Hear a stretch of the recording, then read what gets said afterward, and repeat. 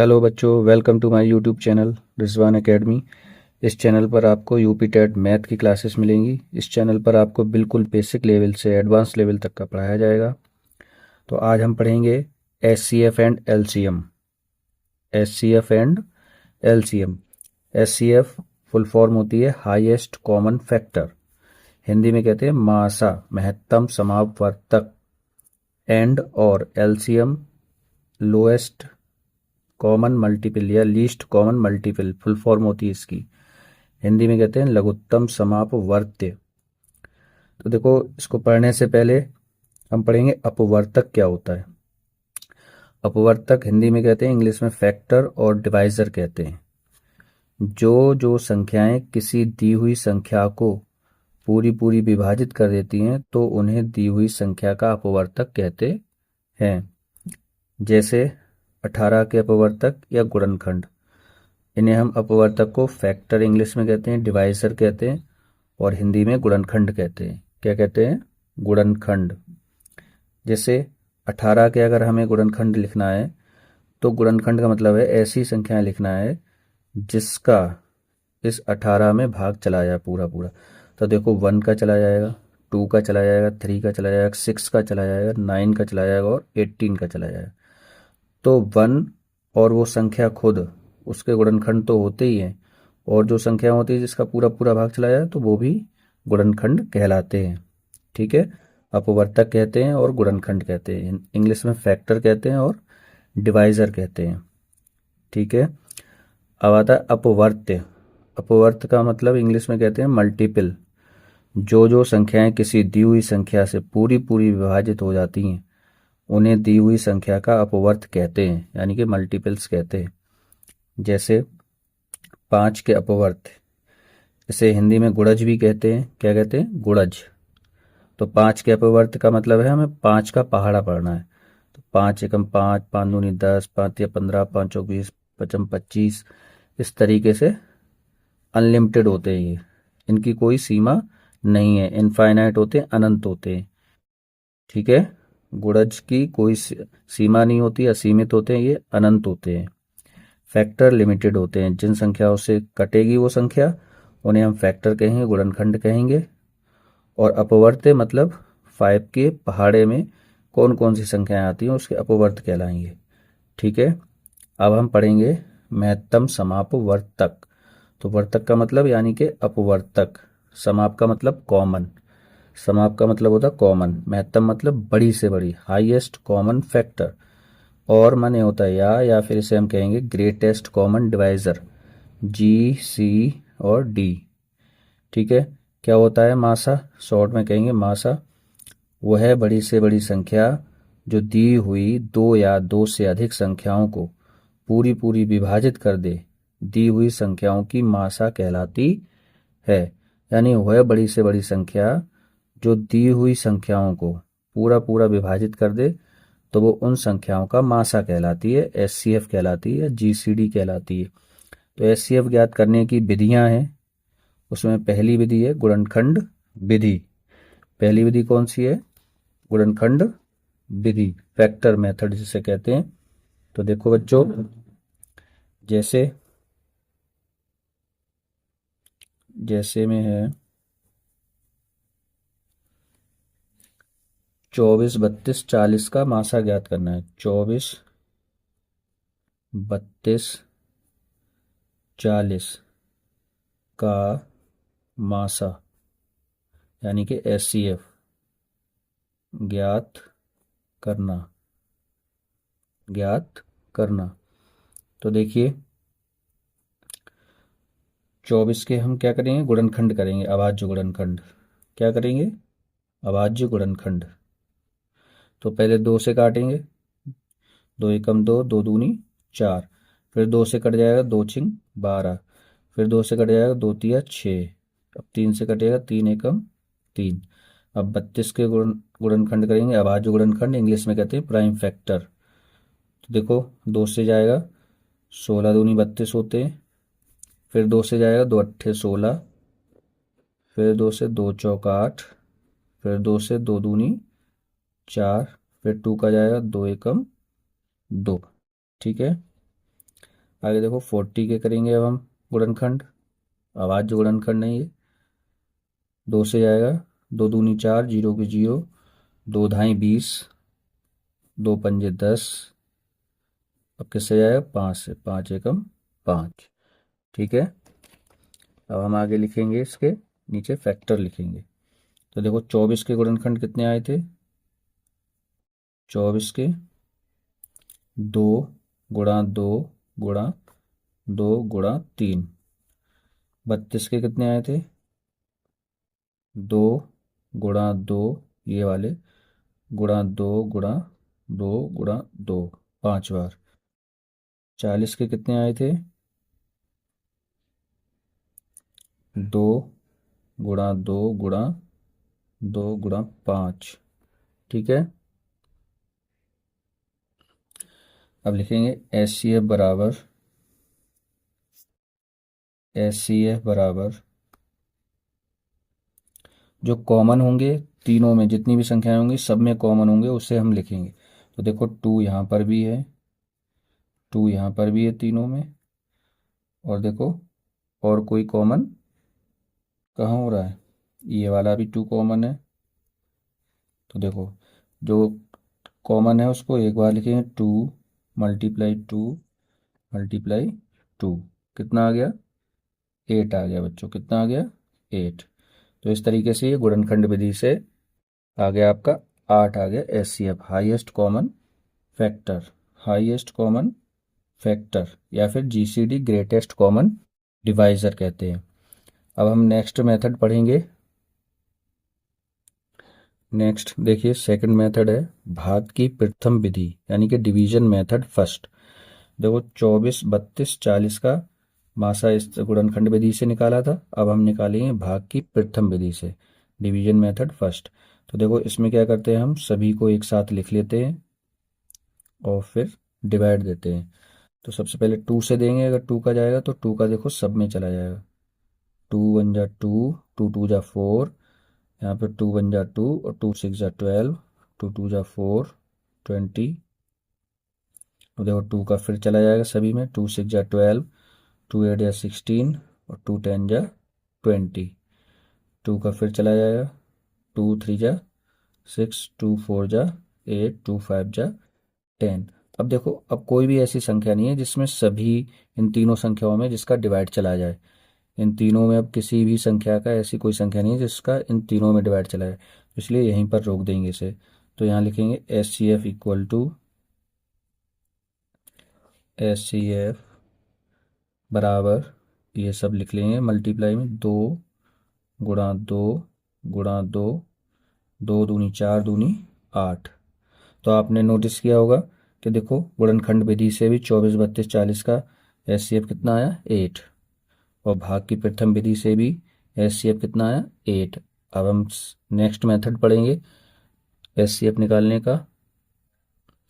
अब देखिए एचसीएफ निकालने की तीसरा मेथड है भाग की द्वितीय विधि, यानी कि division method second, division method second. तो देखो इसमें क्या करते हैं, हम छोटी संख्या का बड़ी संख्या में भाग देते हैं। ठीक है, तो यहाँ पे छोटी संख्या है 24 और बड़ी संख्या कोई भी ले लो, 32 ले ली हमने। ठीक है, अब हम इसमें भाग देंगे, 24 एकम 24, घटाएंगे कितना बचेगा, 12 में से 4 गया 8 और 2 में से 2 गया 0। ठीक है, अब जो घटाने पर जो शेषफल बचता है, वो शेषफल जो है भाजक बन जाता है। क्या बन जाता है बच्चों, भाजक बन जाता है, यानी कि जिससे भाग दिया जाता है उसे भाजक कहते हैं। जैसे ये यहाँ पर अभी ये 24 भाजक है और ये भाज्य है, जिसमें भाग देते हैं उसे भाज्य कहते हैं, और जो भागफल आता है वो उसे, जो इधर जितने बार भाग जाता है उसे भागफल कहते हैं, और जो नीचे बचता है उसे शेषफल कहते हैं। लेकिन जो शेषफल होता है वो इसमें भाजक बन जाता है, नया भाजक, और जिसका हम भाजक, जिसमें भाग दे रहे थे जिसका, वो बन जाता है भाज्य। तो हम भाग दे रहे थे 24 का, तो 24 अब बन जाएगा भाज्य और शेषफल बन जाएगा भाजक। तो 8 का भाग देंगे इसमें, 8 तिया 24, 8 तिया 24। तो यहीं पे रुक जाएंगे हम, 8 से ये कट गया पूरा पूरा, इसलिए तो लास्ट में जिस भाजक से पूरा पूरा कट जाता है, शेषफल 0 आता है, उसी भाजक का हम जो तीसरी संख्या होती है उसमें भाग देते हैं। तो 8 का भाग हम देंगे 40 में। किस में देंगे? 40 में।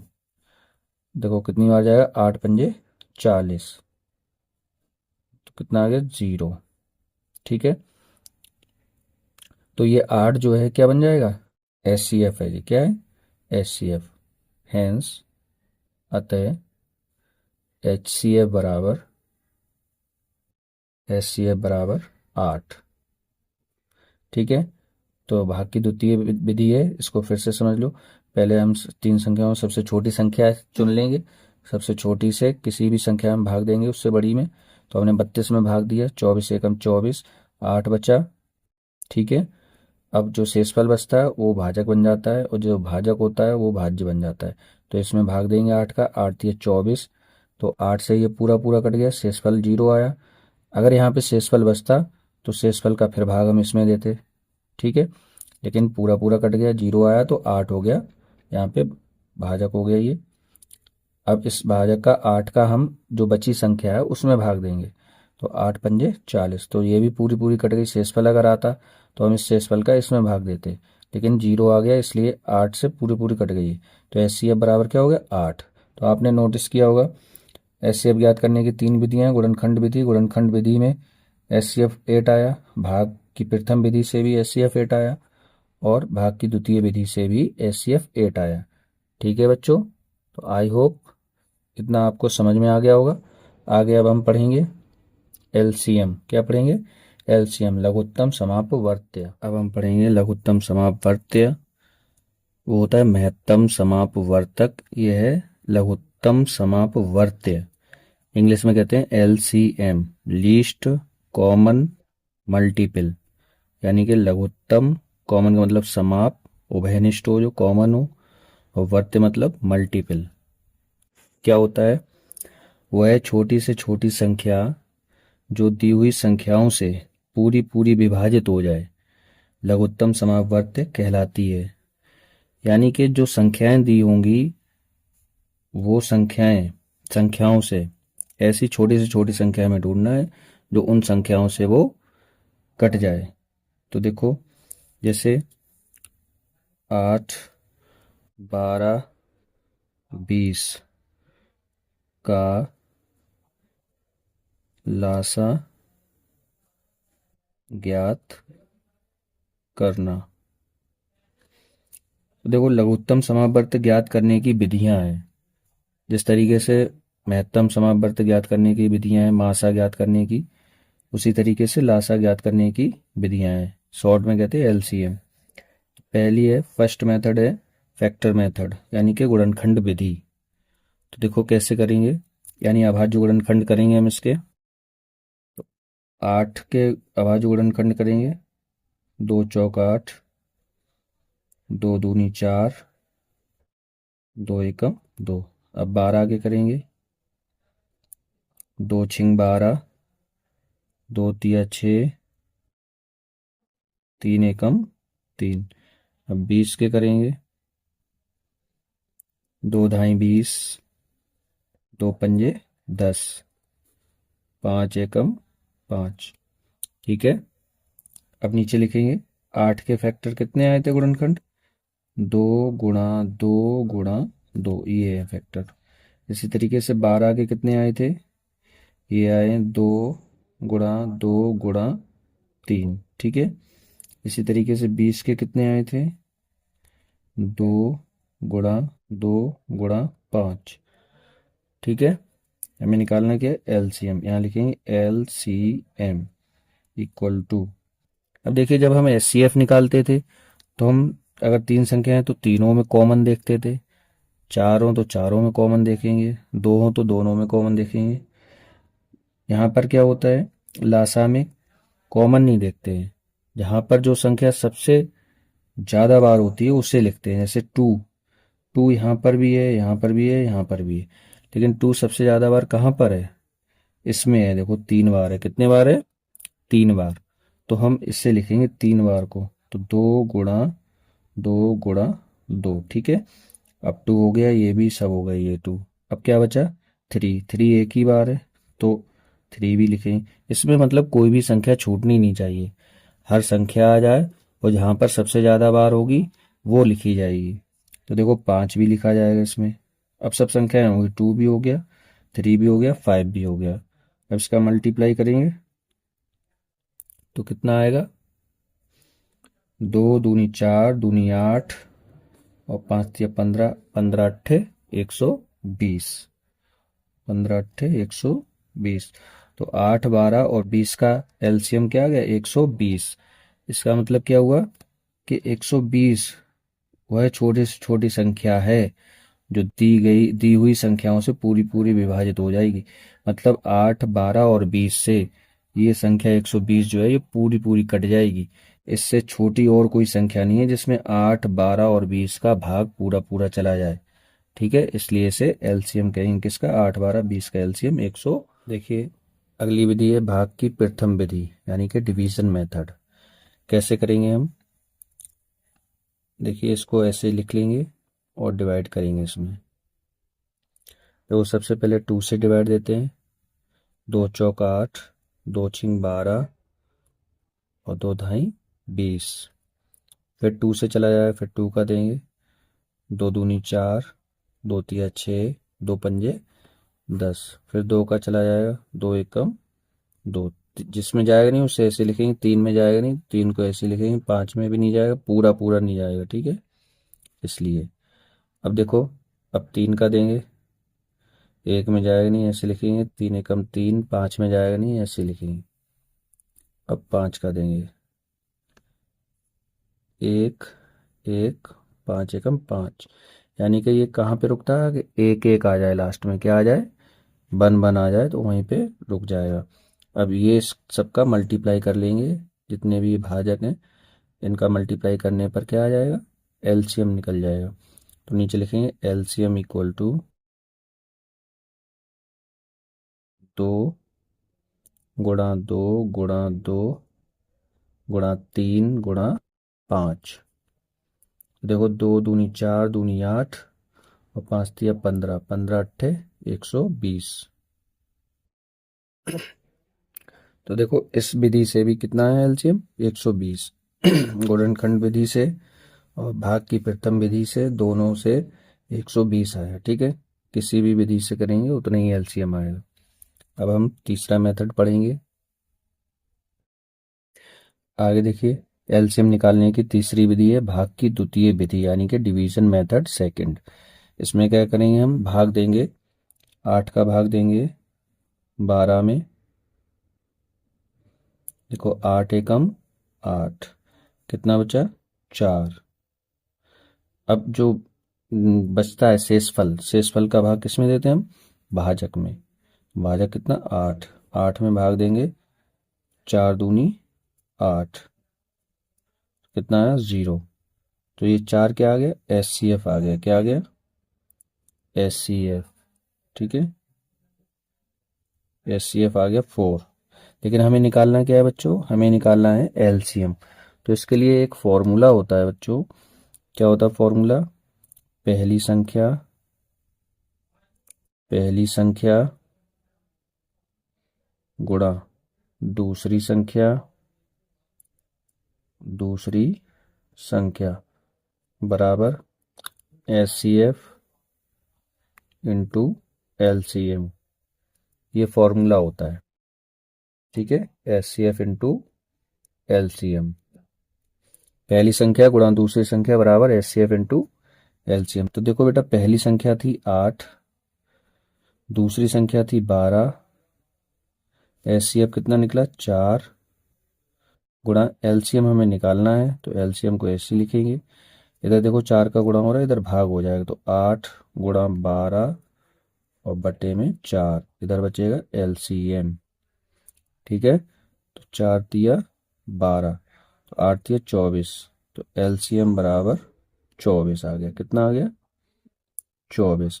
तो 8, 12 का एलसीएम कितना आ गया 24, यानी कि 24 से छोटी और कोई संख्या नहीं है जिसमें 8 का और 12 का दोनों का भाग चला जाए। तो सबसे छोटी संख्या जो है 24 है जिसमें 8 और 12 का भाग चला जाएगा, इसलिए 8 और 12 का एलसीएम कितना होगा 24 होएगा। ठीक है बच्चों, अब हम नेक्स्ट आगे पढ़ेंगे। देखिए अब हम पढ़ेंगे बच्चों भिन्नों का मासा तथा लासा ज्ञात करना। अभी तक हम संख्याओं के बारे में लासा मासा पढ़ रहे थे, अब हम भिन्नों का मासा तथा लासा ज्ञात करेंगे। तो देखो सूत्र होता है भिन्नों का अगर मासा निकालना है तो ऊपर अंशों का मासा बटे में हरों का लासा। यानी कि अगर मासा निकालेंगे भिन्नों का तो ऊपर मासा आएगा और नीचे लासा आएगा। ऊपर अंशों का मासा और नीचे हरों का लासा आएगा। ठीक है, इसी तरीके से अगर हम भिन्नों का लासा निकालेंगे तो ऊपर अंशों का लासा आएगा और नीचे हरों का मासा आएगा। समझ गए होगे। देखो मासा जब पूछेगा भिन्नों का तो ऊपर तो मासा रहेगा लेकिन अंशों का, नीचे हरों का लासा। इसी तरीके से लासा पूछेगा, एलसीएम पूछेगा तो अंशों का लासा यानी एलसीएम और नीचे बटे में हरों का मासा। तो देखो जैसे 2/3 तथा 4/9 का मासा निकालना है हमें तो कैसे निकालेंगे। तो मासा के लिए क्या है, अंशों का मासा। अंश क्या है, 2 और 4। तो 2 और 4 का मासा क्या आएगा बेटा। मासा क्या होता है, वो है बड़ी से बड़ी संख्या जिसका दी हुई संख्याओं में पूरा पूरा भाग चला जाए। तो 2 और 4 में 2 का भाग चला जाएगा, 2 में भी 4 में भी। तो इसका मासा क्या हो जाएगा, 2 हो जाएगा बटे में हरों का लासा यानी 3 और 9 का लासा निकालना है हमें। क्या निकालना है, लासा निकालना है। तो 3 और 9 का लासा एलसीएम क्या होता है, एलसीएम वो है छोटी से छोटी संख्या जिसमें दी हुई संख्याओं का पूरा पूरा भाग चला जाए। तो देखो 9 होगी, कितनी होगी 9, 9 में इसका भी भाग चला जाएगा और इसका भी भाग चला जाएगा। तो 2/9 आ जाएगा, कितना आ जाएगा 2/9। इसी तरीके से हम 2/3 तथा 4/9 का लासा निकालेंगे एलसीएम। तो लासा के लिए क्या है, अंशों का लासा यानी 2 और 4 का एलसीएम कितना आएगा, 4 आएगा। कितना आएगा, 4। और नीचे हरों का मासा यानी 3 और 9 का मासा यानी कि एचसीएफ कितना आएगा। एचसीएफ क्या होता है, वह है बड़ी से बड़ी संख्या जिसमें दी हुई संख्याओं का भाग चला जाए। जिसमें वह है बड़ी से बड़ी संख्या जिसका दी हुई संख्याओं में पूरा पूरा भाग चला जाए। तो 3 है, 3 का इसमें भी चला जाएगा इसमें भी चला जाएगा।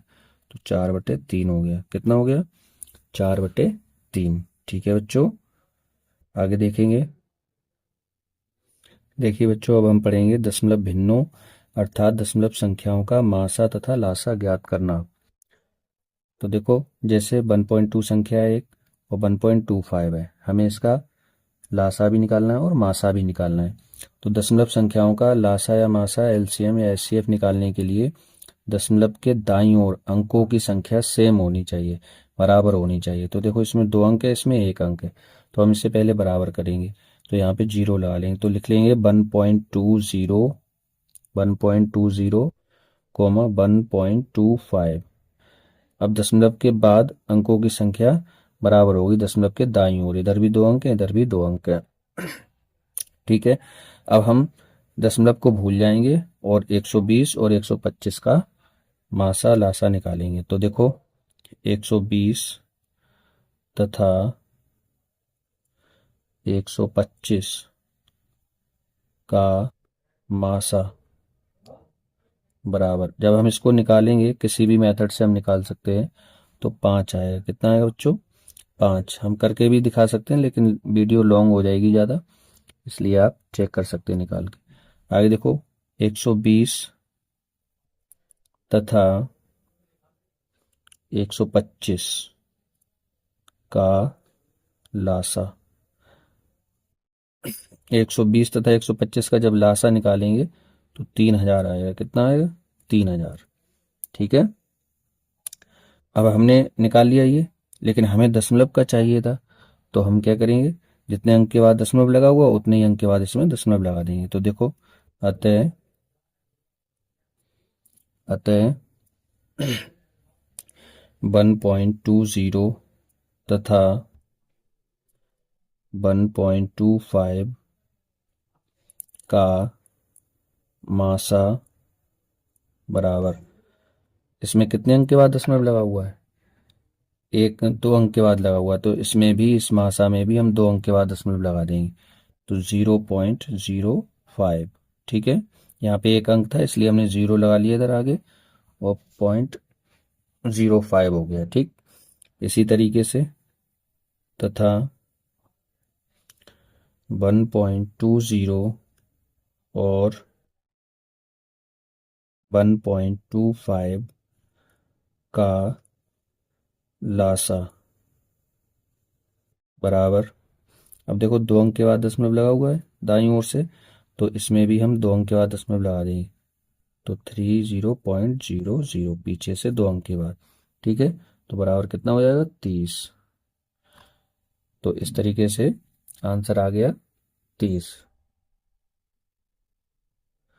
तो आज की क्लास में हमने एलसीएम और एचसीएफ की थ्योरी क्लास थी, ये कंटेंट पढ़ा था हमने, इसमें पूरा कंटेंट आपको पढ़ा दिया गया है। अब नेक्स्ट क्लास में आपको इसी टॉपिक से रिलेटेड एलसीएम एचसीएफ से एग्ज़ाम ओरिएंटेड क्वेश्चन कराए जाएंगे, most important question advanced level तक के। तो आई होप आपको ये क्लास पसंद आई होगी।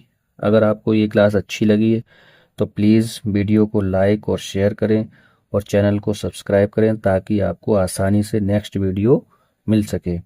Thank you for watching. जय हिंद।